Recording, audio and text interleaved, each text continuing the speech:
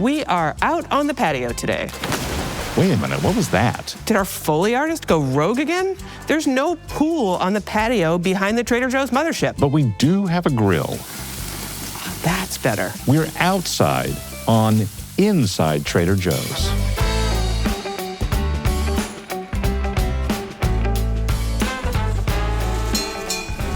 I'm Tara Miller, Director of Words and Phrases and Clauses. And I'm Matt Sloan, the culture and innovation guy at Trader Joe's. I mean, it is hard to believe summer is almost half over.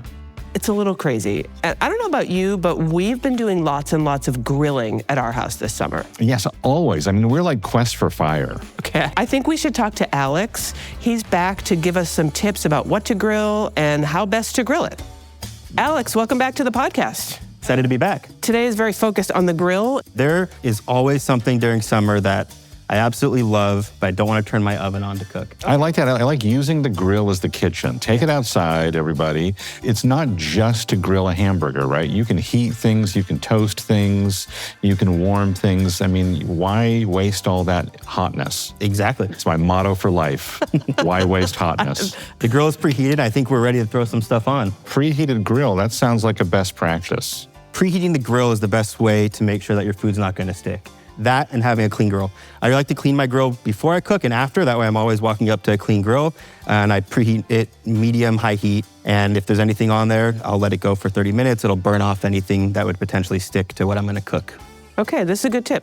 So 2 things we have today. The first one is a fun play on meatballs. We recently launched a new Italian home-style meatball, and we saw some recipes going around, people making meatball sliders. It inspired us to try it on the grill. Okay. We started with Meatballs on the grill. Meatballs on the grill, why not? But they don't look like meatballs to me right now. But they did 5 minutes ago. And all I did was I took a meatball and I gently smashed it between my hands and formed a really simple patty. Science, everybody. So Yeah. you made ostensibly a smash burger with a meatball. Exactly. If you're making a smash burger, when I've seen people do this, you basically roll the meat up in a little ball and you smash it. But now it's pre-seasoned and super flavorful. I think that pre-seasoned is the real interesting angle. So, like, talk about, because you don't have to do anything I'm not adding season-wise. anything to this. No salt, no pepper, nothing. We can top it how we want when it's finished, but we're just throwing plain smashed meatballs on the grill. So I'm gonna make a confession right now. I tried this yesterday on my own just to see what would happen, and I almost set the world on fire. Not because they tasted so good, but because I literally almost set the world on fire. Isn't that an old Ink Spots song? I don't want to set the world on fire? I don't know. It is. I love that song. They're juicy burgers. They are. Yeah, they have a lot of fat in them, and fat is flavor. And fat is flammable. Another best practice I like to follow is I like to set up different heat zones on the grill. So if I have multiple burners, I'll have one that's a little higher for direct heat grilling, and I'll turn off or turn down another side of the grill for indirect heat. So if I start to see things getting a little too hot, I'll move them around on the grill, kind of take them off the fire, let things kind of mellow out and cool down, and then put them back. So not a one-size-fits-all. You have different levels of heat, different zones for cooking. The key here for me in the future, keep your eye on it, right? Never just walk away from the grill. Right. Now, some flaring up is great. We want to get that Maillard reaction and some of that extra flavor. We just don't want a bonfire in our barbecue. Right, thank you. Okay, so while those are cooking, what else do we have over here? Our seasoned lamb shoulder rack. This is another newer product for us. It's unique in that it comes from the shoulder area of the lamb, but it's pre-seasoned. It's got sesame, rosemary, garlic rubbed on the outside of it. And traditionally, this is something you would bake in the oven. But today what we're doing is we're actually cutting it into a chop, and then we're gonna grill them individually. So kind of reverse of how you would typically do it, where you cook it whole and then slice between the bones to serve. We're slicing between the bones and then grilling them individually. And then we'll just serve them as kind of a lollipop, if you would. I have to admit, I've never cooked lamb, so it comes as like a roast. Correct. And in order to do this on the grill, you cut them ahead of time. That's So right. you end up with what I'm seeing right there is four lamb chops. You might get 3, you might get 4, sort of depends on how big they are in the package. That's all you had to do? It's all seasoned, you don't have to do anything else? Seasoned and ready to go. I just cut between each bone to separate it out, and we'll grill them individually. Okay. And lamb is not much different than red meat. When it comes to cooking it, you just absolutely don't want to overcook it. Okay. Lamb can get really dry and mealy when you overcook it. Good to know. How do we know when it's done? We use a thermometer. That's the best way to That was a good answer. I'm a big fan of using the thermometer to check the doneness of meat, and let's just say others in my household are not so reliant on the thermometer. The lamb, what are now lamb chops, those are on the grill at the same medium heat as the burgers are? Yep. We're just trying to get a little bit of color on the outside, a little sear action. Because these are on the thinner side, until we reach our desired internal temperature. The burger sliders are now starting to look like they're ready to flip. I see a little bit of the juices coming to the top of the patty. I see little flare-ups happening here and there. Okay. But what we're gonna do is we're just gonna move them to the cooler side of the grill before it becomes a problem. Aha. And then you just let that flare up kind of fizzle out on its own. You gotta move stuff around constantly and pay attention. And every grill is going to behave differently, Every right? grill is different, yep. Gas, charcoal, open fire. What do you prefer? You know, I like any grill. I love any grill. When I have the I time. don't just like them, I love them. I love them. When I have the time, I absolutely love charcoal or wood fired just for the authentic flavor it gets, but time is the trick. That takes a lot longer. it does. And I like to be in front of the grill almost every day during summertime, cooking dinner. So typically my go-to is a gas grill. I'm gonna turn up the heat on the lamb a little bit, just trying to get a little bit of color and caramelization on the first side. That Maillard reaction you were talking about earlier. That's right, it's the Got key to you. flavor. Yep.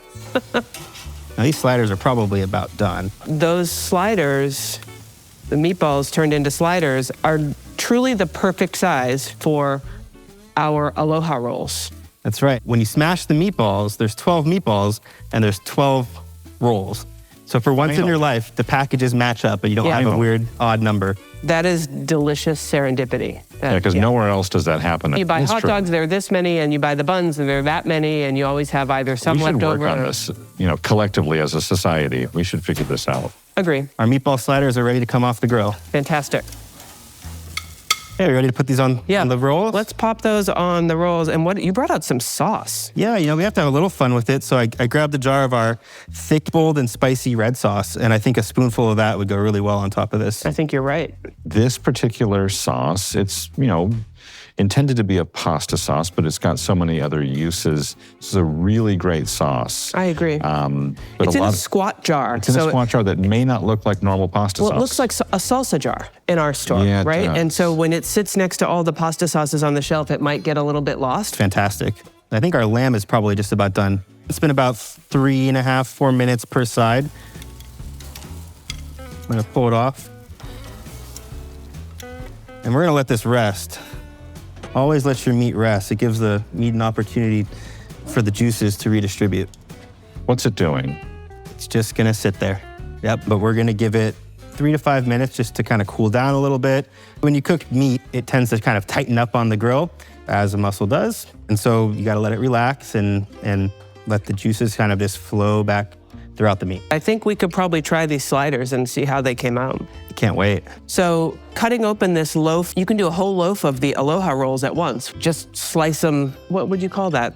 Yeah, horizontally. It's really easy to just slice the whole loaf horizontally all at once to make yourself Cool. a bunch of rolls. All right, ready here? Let's all do it. try one. Hey, that's delicious. That's really good. That's like a meatball sub as a slider. Didn't heat up my kitchen. Didn't make a huge mess of dishes. So we did it kind of as a meatball sub. You could do it with just a piece of cheese and make a cheeseburger. You could pile on some grilled onions on top of that and make like a patty melt kind of situation. A little bruschetta, a little basil. You can have a lot of fun with this. As far as shameless plugs go, that thick, bold, and spicy red sauce is delicious. It is delicious. So Alex, thank you for bringing that today. That was an unexpected treat. Oh, those are good. What are we feeling about those lamb chops? Want to eat it like a lollipop and pick it up and just take a bite out of It's it? got a handle on it, so it's finger food. It's a built-in handle. Those are delicious. They're perfectly seasoned. Great clean flavor. The sesame gets nice and toasty on the grill. You get the rosemary flavors and the garlic going great together, complementing the lamb. This is Australian lamb. We found that the lamb from Australia has a really mild flavor. Even if someone in the past maybe said, I don't like lamb, I think they might like this lamb. That's exactly what I was thinking, because this is incredibly approachable. And I think if you enjoy lamb, you would really like this. And if you're new to lamb, or maybe have had a stronger flavor than you would like in the past, definitely worth trying this. Absolutely. It would never have occurred to me to put this on a grill. My brain would have said that's an oven thing only, but like a few quick cuts and it's perfect for the grill and took less than 10 minutes. I think there's a way to find out how to cook anything on the grill. The grill's for everything. Alex, thank you. Thanks very much. Thanks for giving me the opportunity to come back and cook for you again. Oh man, that was tasty. And you know, Alex said that the grill is for everything. So I'm ready to try something a little unconventional. Did somebody say unconventional? Yes, that's why Kathleen is here. Podcast listeners know her as the crew member who manages developing and posting recipes on TraderJoe's.com. There's some good ones on there now. Let's grill. Let's go really unconventional. Let's go frozen pizza on the grill. Fantastic. Okay, tell us about what we do to grill a frozen pizza. Not much. You preheat your grill. One of our burners is lower heat, so we're gonna use the off-heat burner on a hot grill. Okay. And we're gonna put our new margarita pizza on there. Okay.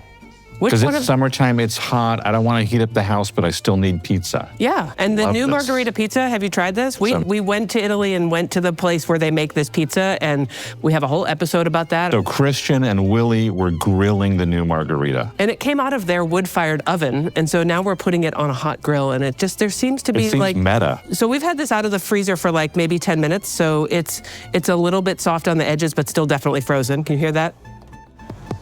Still definitely Come in. frozen. And I am obsessed with this pizza right now because it's so good. It's the best frozen pizza I've ever had in my whole life. Agreed. So I'm just gonna put it in the middle on the Gingerly, off burner. as they say. Yes, gingerly. In grilling culture. That's cooking. Yes. I love that we can do a frozen pizza in the summertime without heating up the oven. Are we keeping the lid open or are we going to close the lid? We're gonna close the lid. Okay. However, we're also gonna do some stuff simultaneously. Oh. Okay. Simultaneity. Let's talk about this, Kathleen. What do we have? Veggies on the grill are really where it's at. Okay. A lot of people do grilled corn, then they'll slather in mayo and crema, make an elote. But we have these frozen corn ribs, and I think we can do something very cool with them if we throw those on the grill. Okay. We're going, to sizzle. We're going on the grill.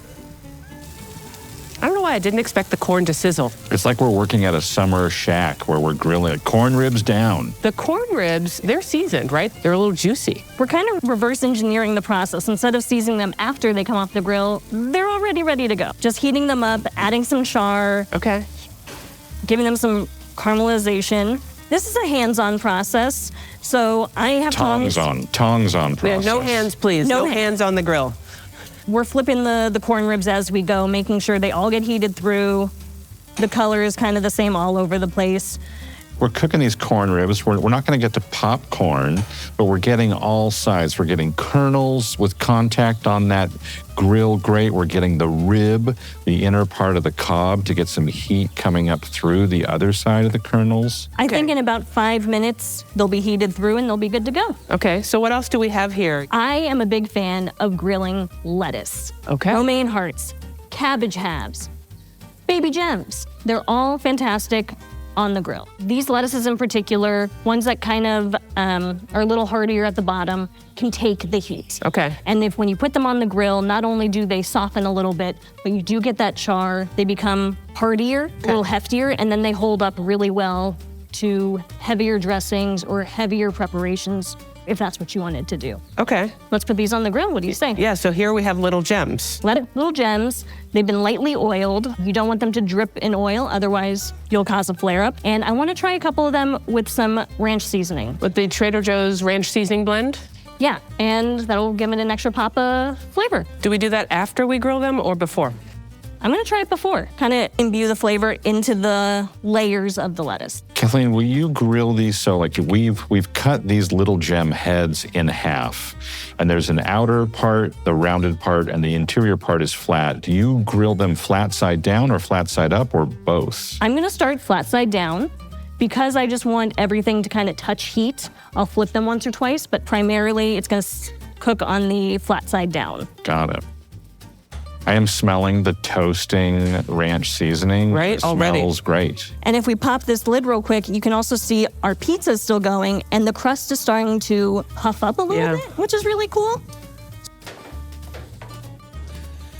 I just ran inside to get a drink, and what I got was Trader Joe's Tropical Dragon Fruit Cooler. It should be in Trader Joe's in your neighborhood right now, and it is a concentrate. It's delightful. It's pink, it's fruity, it's tropical, it's really good. You could make that with water, still or sparkling. You could make it with a little bit of coconut milk or coconut water. Yes. You can go all kinds of pink drink crazy with this thing. You could make a cocktail with it, or you could make a mocktail. You could just have a little drink. It's got a little caffeine in it. It's got green tea leaf extract in it. Refreshing. Really good. Perfect for a day at the grill. See? There we go. Ooh, the cheese on the pizza is getting all melty. Doing things. The corn ribs are just about done. Ooh, they look good.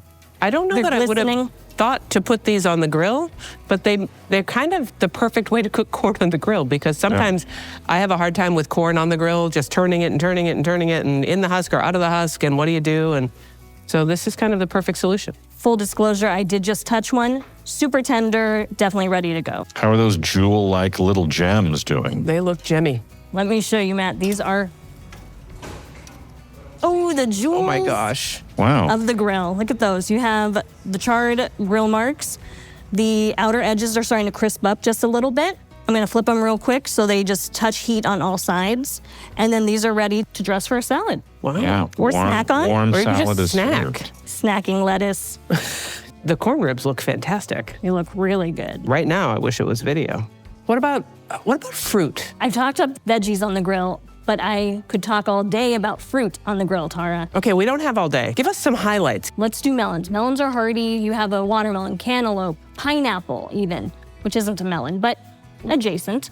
And they all grill really well. They get the grill marks, and it kind of just heightens all of their flavors, caramelizes their sugars, and makes for a really awesome dessert or snack. I like fruit on the grill that might not be at its ripest stage. I like fruit that is still a little maybe underdeveloped. So you've got a little more firmness of texture. It's not falling apart sugary sweet. And the grill, the heat brings out the sugars. And they also hold up a little better than soft fruit. I'll see melons and pineapples and Ray's use stone fruit, peaches, nectarines. I love apricots so much they never even make it to the grill, but a grilled apricot is good. And it may sound counterintuitive, but even a little bit of olive oil. I even sometimes like our garlic flavored olive oil on fruit grilled. It sort of brings the savory aspect to it. The other evening I had a bunch of cherries, and so I took a grill basket that you would use like for shrimp or things like that, preheated it, got it hot. Meanwhile, whole cherries with pits, with stems, tossed them in garlic, olive oil, salt, and pepper, threw them in the hot grill basket on the grill, blistered them, pulled them off, and it was a little snacky dessert kind of thing. So much fun and good. And you still get to spit the pits out afterwards, which is like half of the fun anyway, too. But I think grilled fruit, it is worth the effort because it's not that much work. We also have a recipe for grilled fruit skewers on TraderJoe's.com, and that one also has a little olive oil. They're seasoned with our chili lime seasoning, but really you could do any of our seasonings that you like on fruit, right? Absolutely. If you're cooking something on the grill and you happen to have a stray lemon, lime, or any other citrus fruit, cut that thing in half, grill it, and you develop the flavors. You get a little smoky char to the citrus juice, and you can put that in your salad dressing, over the fruit, over whatever it is you're grilling, right? Just do it. Over that dragon fruit drink, Tara. So when you grilled stone fruit, you got to take the pit out.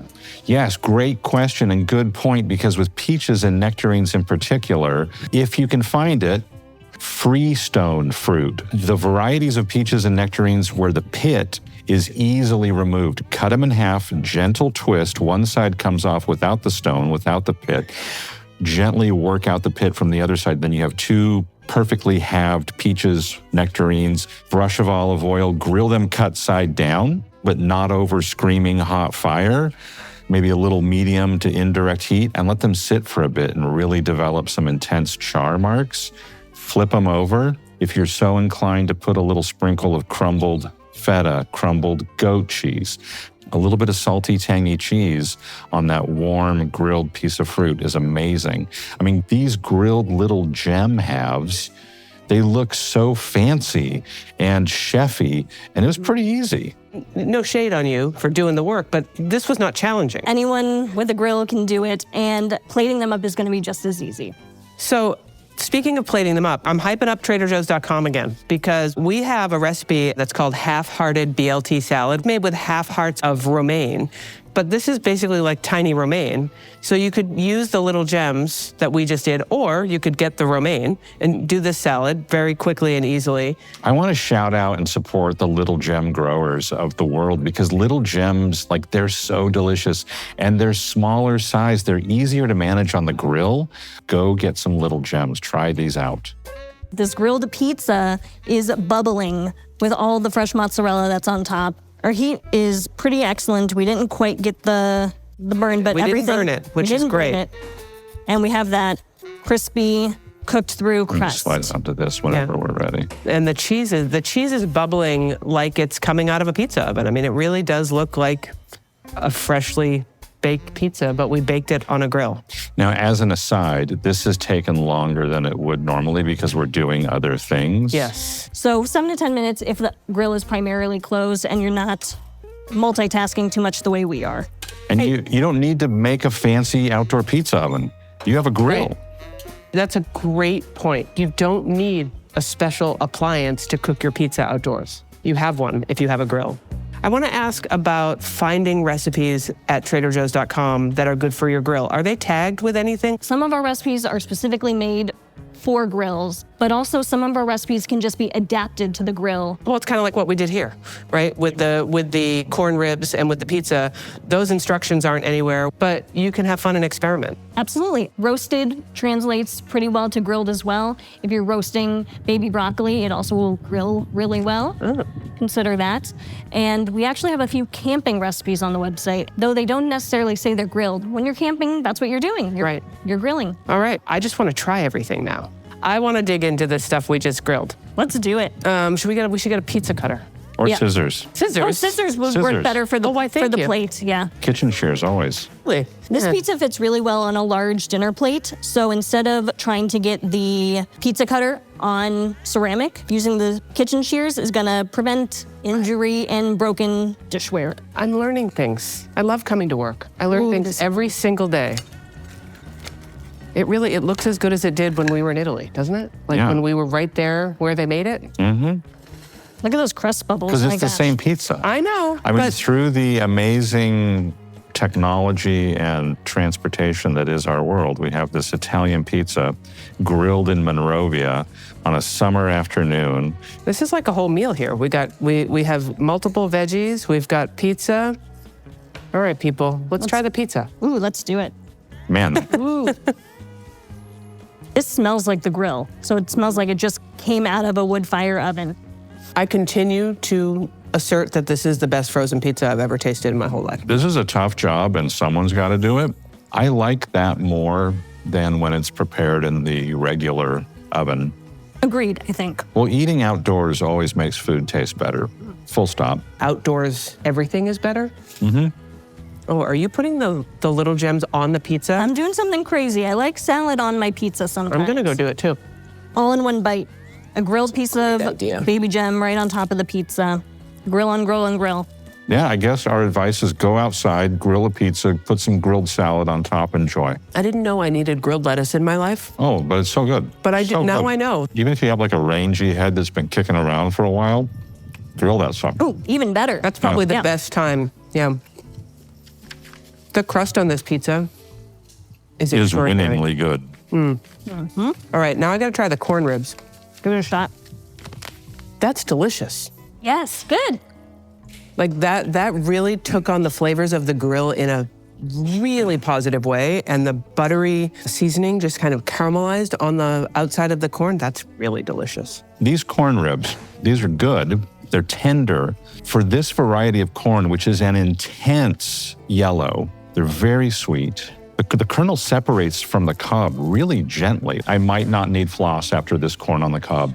corn ribs, that is. That is wonderful. We found something new for Matt Sloan. It's going to get very loud here. Matt, I think we have to start wrapping up. You're right, because we're out on the patio at the mothership in Monrovia. Today, we're hosting a session of TJU, Trader Joe's University, and it looks like lunch preparations are underway for this group of mates. Hey, let's go talk to a couple of the folks who are setting up for lunch. Good idea. What's your name? What are you doing? Hi, I'm Greg. I work with the TJU team and I love to get that learning and development going with all the mates. Hi, I'm Courtney. I'm part of the front desk team and I assist with getting the lunch ready and facilitating the classes or getting materials ready. Okay, I have one other question. Yeah. If you are getting ready to grill, what are you putting on your grill? Hamburgers for sure. Zucchini. I love grilled zucchini. What's your secret for grilled zucchini? What do you like to do? Olive oil, garlic, salt, and pepper. It's just not too complicated. Don't overcomplicate it. Trader Joe's too. There are various seasonings like the 21 Salute, things like that. Baked potatoes on the grill. Okay, The 21 seasonings. Nice. That's good. Thank you. That sounds great. excellent. All right, Greg, what's on the grill? Okay, I'm doing chicken wings. I'm doing them tomorrow, actually. And here's a little trick, Greg's little trick.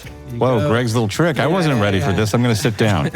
You'll take some chicken wings, get them rubbed up nicely. We have the crunchy chili onion seasoning. Put that on and paprika, smoked paprika. And then you cook them in the air fryer for about 7 minutes and then you grill them. Oh, Wait, did you just give us a boom? Is that what that was? Wow. Okay. It's like that. It's almost a mic drop, but not you're quite. excited. I'm excited. Saturday afternoon grilling. Nice. no, Sorry, awesome. interrupt. Thanks. Sorry, All right. you guys have stuff to do. Perfect. Yeah, Thank you. All right.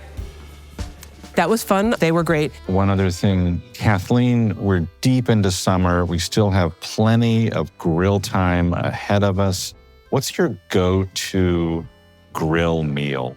The thing you dream about? Right now, I'm dreaming about grilled stuffed pork chops. Whoa. Ooh. And it just so happens that a recipe video will be publishing to show customers how to do it. Hey, dreams do come true. This is fascinating. So really, we can watch a how-to on our website, traderjoes.com. I think you're going to make it look easy. I think you're going to make it actually be easy. And it's gonna look incredible. So much fun. Let's give a sneak peek. What are they stuffed with? I'm glad you asked. Grilled pineapple and our prosciutto mozzarella rolls cut up, stuffed into our bone-in pork chops. The pork chop is glazed in soyaki.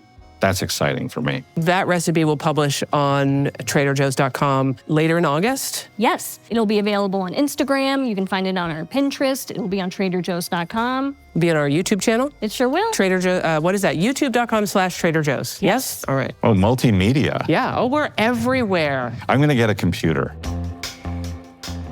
And Kathleen, thank you for being with us and for being so unconventional today. I can't help it. This is a good time to remind everybody to make sure you get our next episode in your podcast app. Just hit that free subscribe or follow button. It is. Can I say it? Yeah, sure. Go ahead. It is free and worth every penny. Well said. Until next time, thanks for listening. And thanks for listening. Hey.